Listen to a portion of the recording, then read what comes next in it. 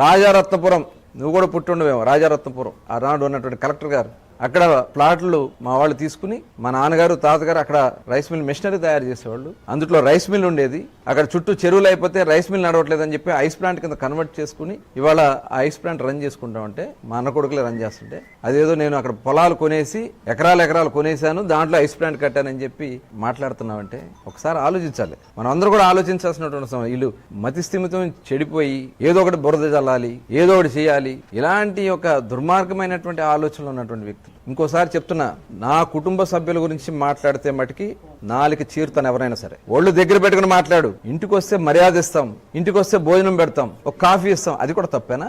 దానికి పిచ్చి పిచ్చి మాటలు మాట్లాడుతున్నాం. ఒళ్ళు దగ్గర పెట్టుకో. నా కొడుకు అతని ఇంజనీరింగ్ చదువుకుని మచిలీపట్నంలో ఒక ఇండస్ట్రీ పెట్టుకుని 10 మందికి ఎంప్లాయ్మెంట్ కల్పించడానికి తను ప్రయత్నం చేస్తా ఉంటే ఇవాళ వాళ్ళని రాజకీయాల గురించి మాట్లాడతావా?